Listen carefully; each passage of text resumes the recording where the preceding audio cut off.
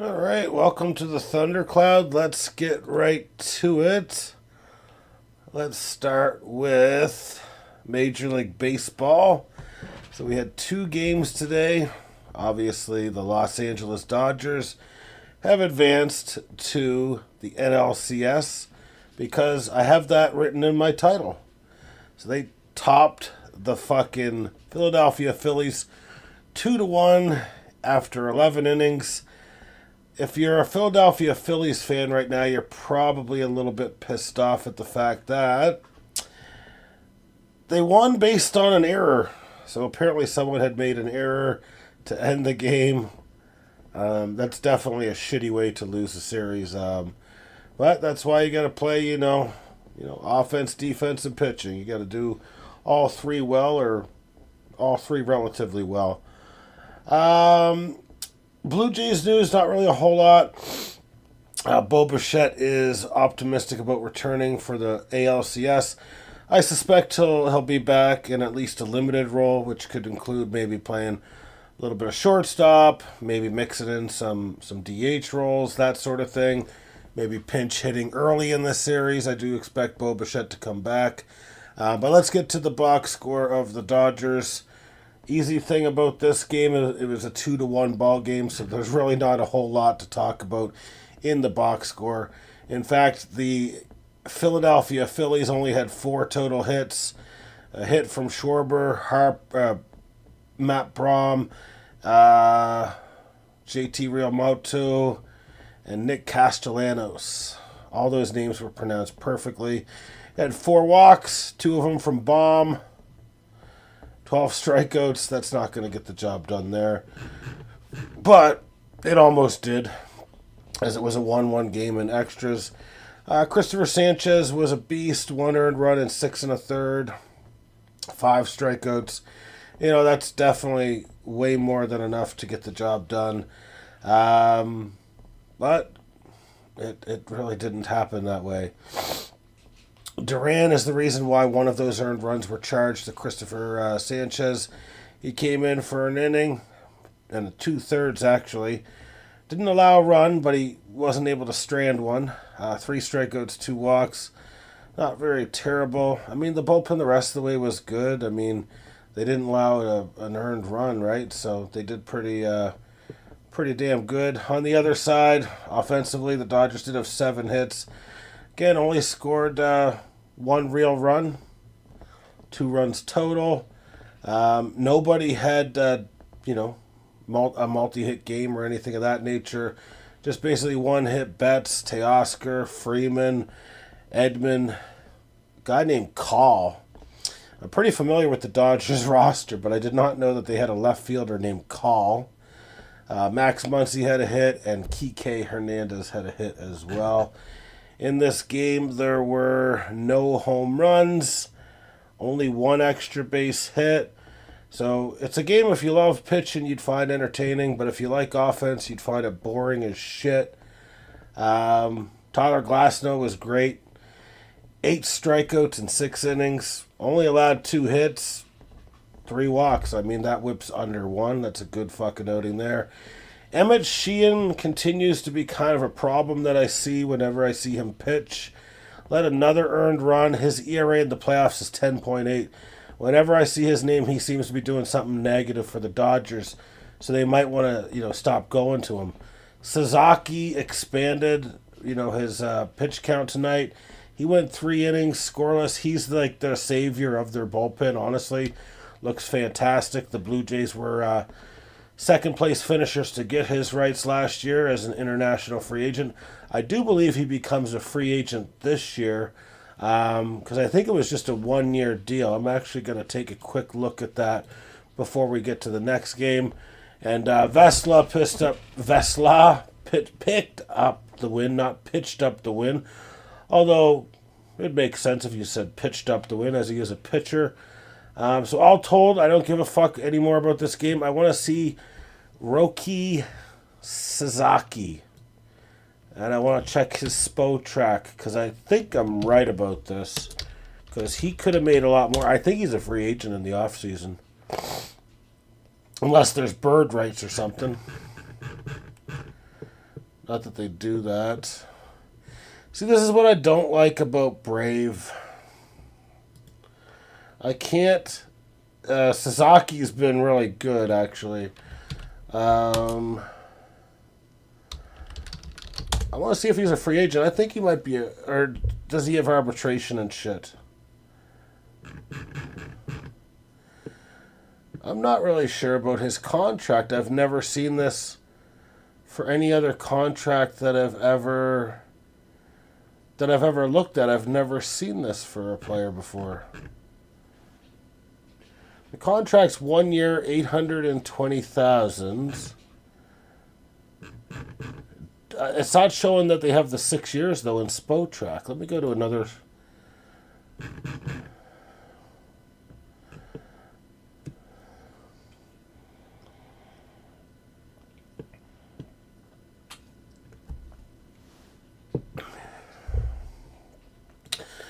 I'm just going to type in Rosei Suzuki contract details.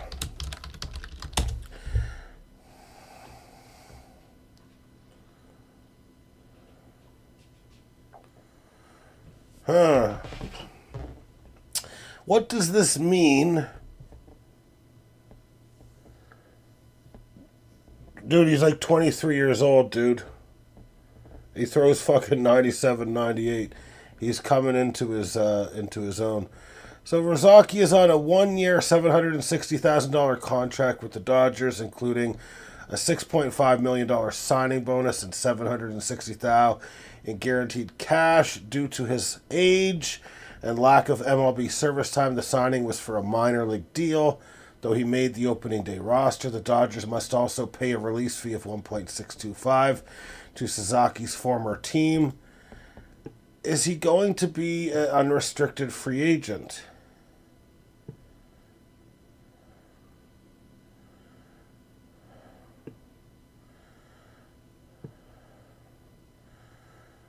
Never mind. He's got he is under team control. I don't know why Spotrac wouldn't show that. I just thought it was a minor league deal. It was a bit different than all the other signings that I've seen, to be honest. All right, so he's staying with the Dodgers, that's for sure. All right, let's move on to the next game, and it was not much of a game, if you ask me. The Cubs took care of business in a rematch of the two starting pitchers who went tonight, Freddie Peralta and Matt Boyd, who I've been picking on, it seems like, for the last 2 or 3 months. But Freddie Peralta was terrible tonight. 3 earned runs and 4 innings pitched. Kind of remind me of Shane Bieber a little bit, how he went. 6 strikeouts, though, but that don't fucking matter when you're letting fucking 3 runs and 4 innings. So that put them off the schneid terribly. Then some motherfucker named Gasser had 2 earned runs later in the game. Matthew Boyd was good. 6 strikeouts, 4 2/3. Did not allow a run. Only allowed 2 hits and 3 walks as well.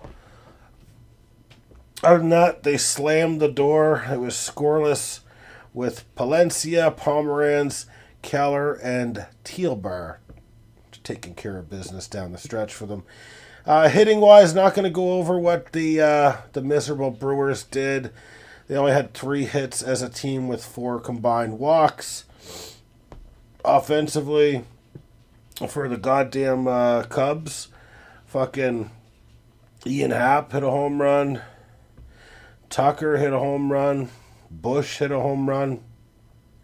So there was no shortage of power today for the Brewers. So that game will go on. Well, let's get to that game after. That game's going to obviously be played on Saturday. Not sure who the pitchers are, but we'll take a quick peek at that.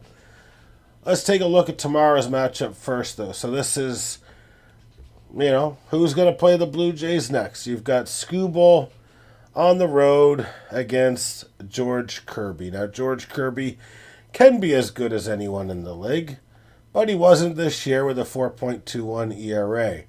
I suspect his stuff is back a little bit, and, he's okay. But I'm going to say Skubal's going to win this game. I think Skubal can put up 7 or 8 innings, and it'll be the Detroit Tigers going to Toronto to face the Toronto Blue Jays, and we're not going to have to worry about Tariq Skubal until game 2 or 3 at the latest. Hopefully it's game 3. Let's take a look at the next matchup, though. Cubs, Brewers. It's in Milwaukee. But since I think the Jays are a team of destiny this year, I think the Cubs are going to pick up the win in Game 5, which would, if it happens, mean that the Blue Jays would have home field advantage throughout the entirety of the playoffs should they move to the World Series Finals. Now, do you guys remember back in the day, and thank God they don't do it anymore, do you guys remember back in the day when the winner of the All-Star Game, National League or American League, would get to host? Like, they would get the home field advantage? Aren't you guys glad that's been washed away and that's no longer a thing? I know I am, because that's absolute bullshit. Go by best records. Don't be doing that fucking shit. Those games are gimmicky anyway. Can't believe they actually had that as a thing for a while. Honestly. The MLB All-Star Game's already pretty damn good. Compared to all the other sports, it's definitely the best. So, I don't know why they'd have to feel like they have to tinker with that sort of shit. We do have a game to go over that is not baseball, but is football. Just give me 1 second here.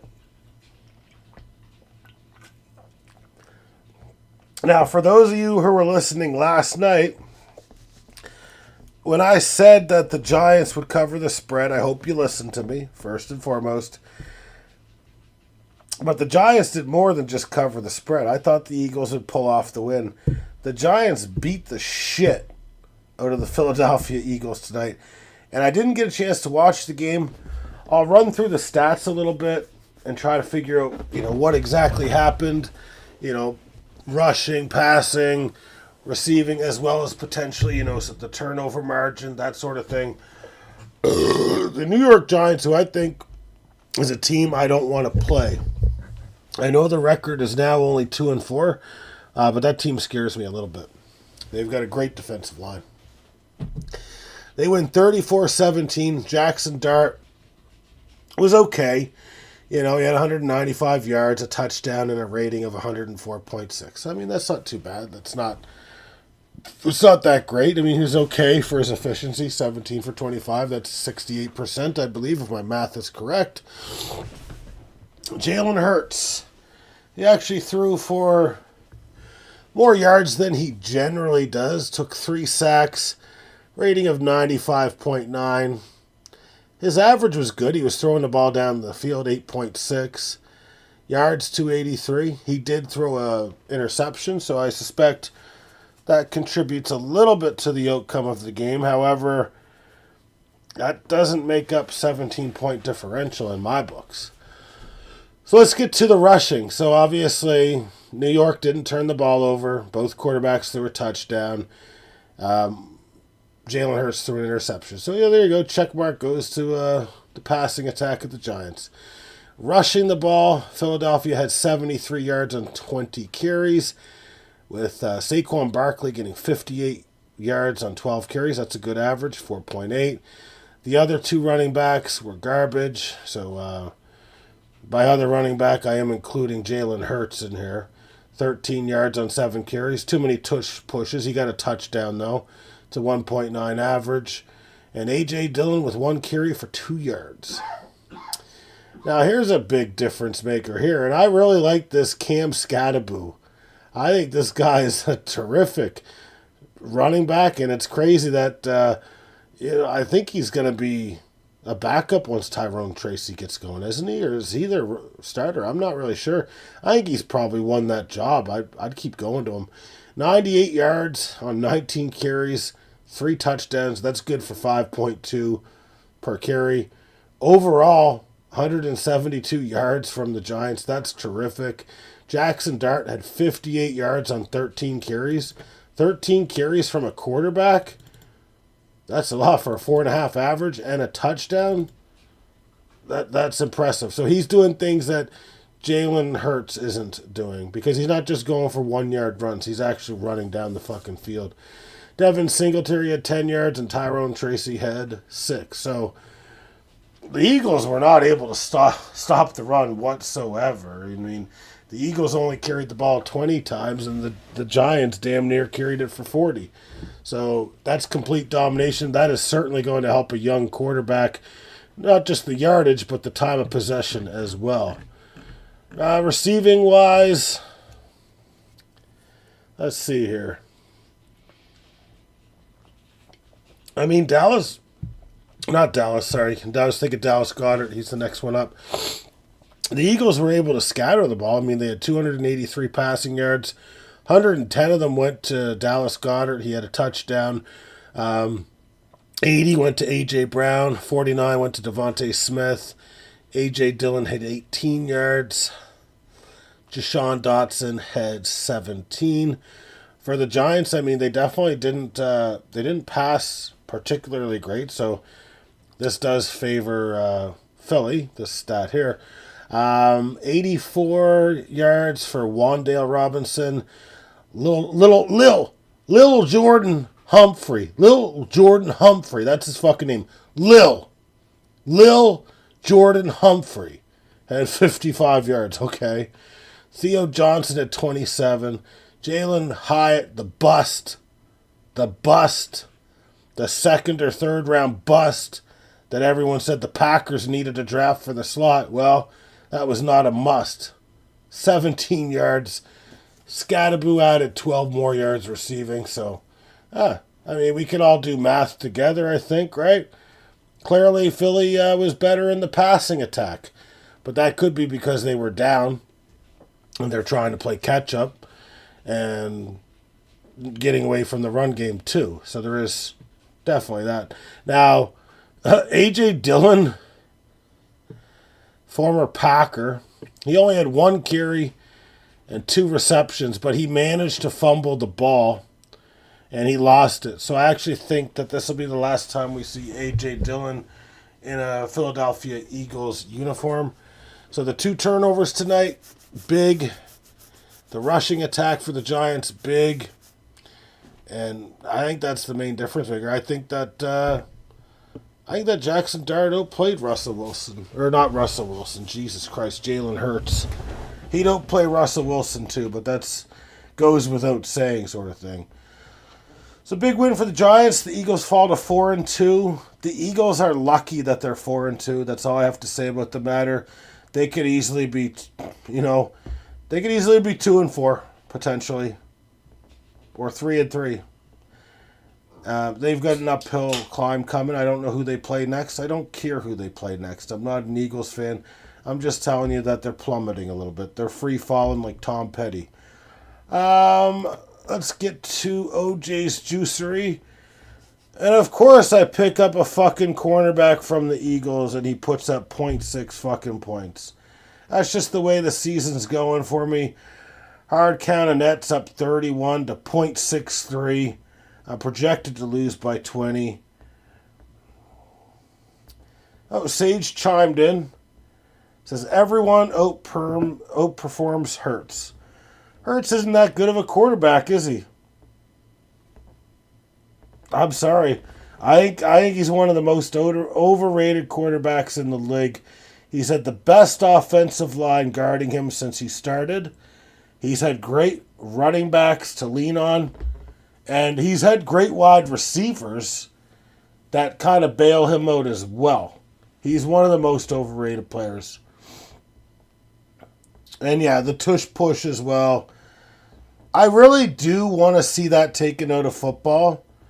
Because if you watch the tush push, I don't know if it causes more injuries or not. I think that's the wrong thing to be pitching.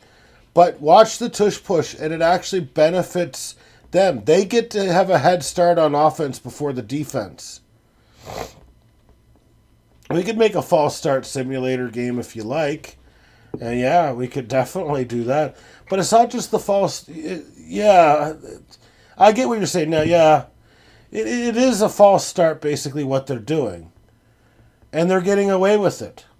Because they're pushing early, man. Like, I've seen a lot of plays just from this year where it's like... And it's a boring play.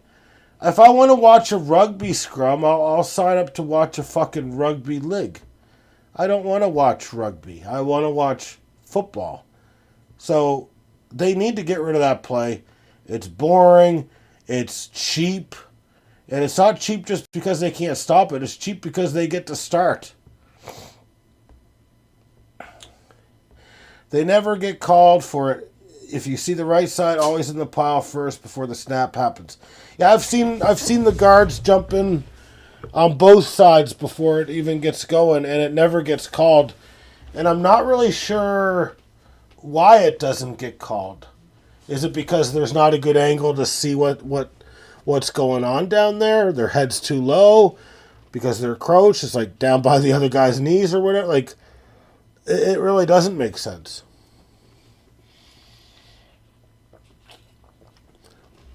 Why not just go with a normal quarterback sneak?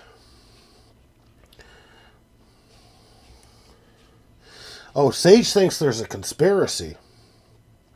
So you think it's just the Eagles that they're doing it for? And that when other teams try the tush push, they're getting called for what the Eagles aren't getting called for?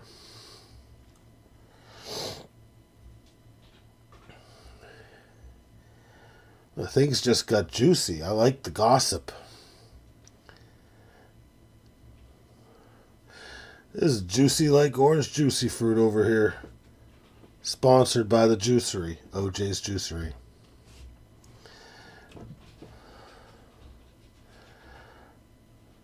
The league is having a blast seeing everyone melt down about it, so they give him a few extra moves.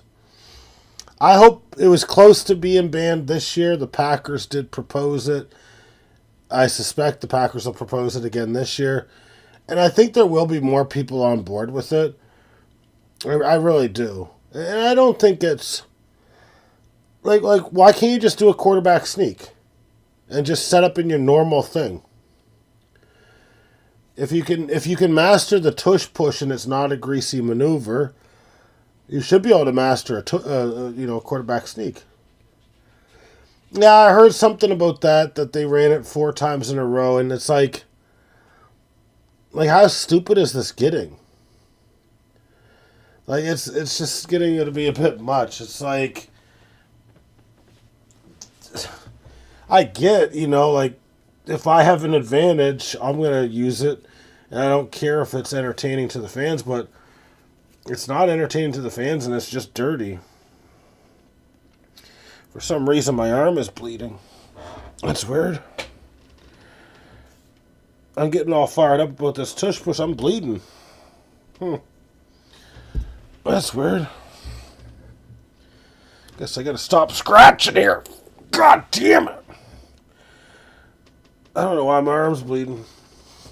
I must have been scratching real hard without knowing, Sage. I must have been really, really giving it to her. Yeah, we got... I'm getting all fired up about this tush push that I'm drawing blood. Drawing blood to get attention on this shit. It's all over my white computer chair, too, for fuck's sakes. Gonna have to wipe that off real good. Trying to spit on it right now. Actually, I want the blood to remain on my white computer chair. Remind me how much that the game needs to change. And we'll start a campaign. I don't like that it's getting on my headset cord, though. Oh, well. What's it going to be? HIV free. All right. Next thing. We've got Tommy Callahan's Auto Parts up 54 to 5.6. It looks like he's going to win 294.5 to 286. And move to a fluky 4-2 after what David Montgomery did for him in week 2. Deflate These Balls is stuck 64.5 to 13. Projected to win 310.5 to 284.5. And finally, TD's In Your Face scored 1.25 points tonight. Tim Tebow Bible Club got 22.28. The projection here is in favor of TD's In Your Face, 272 to 266.5. Which, if Tim Tebow Bible Club can pull off that upset, most likely means that the greatest GM of all time and current Pete Rose Bowl champion would be in last place I've never.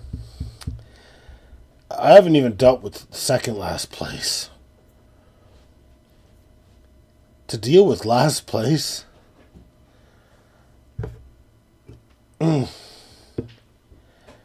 I I don't want to think about it. I don't want to think about it. Oh, one thing I want fantasy wise before we go, Sage, I do want it so that next year we manually set the draft order, and the draft order should be set based on who finished what where. The only problem is we fired Graham, so we might have to rehire him. Or maybe the expansion team goes first. So maybe Nathan would get the first overall pick or something like that. We can talk the semantics. I do like the idea of us moving forward for our drafts. All right, it's not the winter meetings yet. See, it's technically the winter, Sage. I thought this was the winter meetings. You're right. I got too eager. We'll do it the night before Christmas, all the way through to the New Year. That'll be our winter meetings. It's technically winter. No, is it technically winter? Yeah, it's technically fall. I don't know. For some reason, I thought we were 3 months ahead. There will be a winter meeting stream because things are going to slow down a little bit. I think we might have missed an item yesterday, and that's in the NHL. I believe the Maple Leafs beat the Canadiens 6-5 yesterday. So for any of you Canadiens fans that are listening to the stream, politely go fuck yourself. How does that sound? Go fuck yourselves, Hab fans. All right, I believe everything has been scratched off the old tick list there. And I'm done. I'm out of here. We'll be back at it tomorrow, potentially. It could be a very late stream because Indie Game Cloud's potentially going to go until about 12:30 Eastern. Tomorrow may be a 7 or 8 hour stream, so please be sure to tune in. We've got multiple games we're going to play, most likely Nuclear Nightmare, as well as a few others. So I'll be a part of that. And then I will not be a part of Saturday or Sundays. We're playing video games for 8 hours tomorrow. We're playing video games, Sage. That's what we do. That's what we do. It's all we do. And then I'll have to get things prepared afterwards. Take a section to cover sports, or just do sports right after. I probably could do a.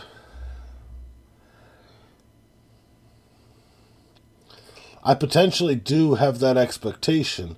I've been really pumping your tires for the last little while. I've been telling people that you're my golden wrench, might even be my platinum wrench in the future. But if you're not willing to put in the work with a two a day, then maybe I need to give the platinum wrench to someone else. Okay? So rethink your stance a little bit. Now, but tomorrow there's not going to be a whole lot to go over sports wise, so potentially it would be a 15-minute one. The big one is mostly the Tigers and the Mariners. Yeah, so that's mostly the big one. Because on Saturday, that's when we'll preview the football matchups. So we're not going to preview them tomorrow. So yeah, it might be a pretty quick stream, honestly, because we're not going to have any fantasy sports updates or anything like that. So if I do anything, it might be a quick stream. Maybe I'll preview who I think will win between whoever wins and whoever's up against the Jays in game 1, but yeah, it ain't going to be it wouldn't be more than a 15-minute stream. There's no hockey either. All right. Yeah, it'll be a quick one then. Potentially could just save it for Saturday as well. That's not actually necessarily a bad idea. Because I could bring it up on Indie Game Cloud and then actually have a chance to research some of the shit, right? Alright, it looks like we're off tomorrow. Looks like we're having a rare off day.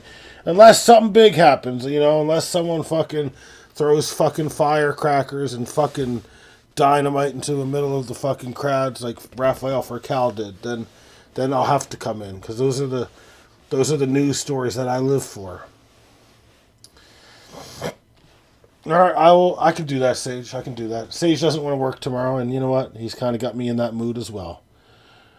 Alright, we're out of here. We made a couple moves, though. I can go over the football moves tomorrow or the day after for our fantasy league. I don't want to go over them tonight.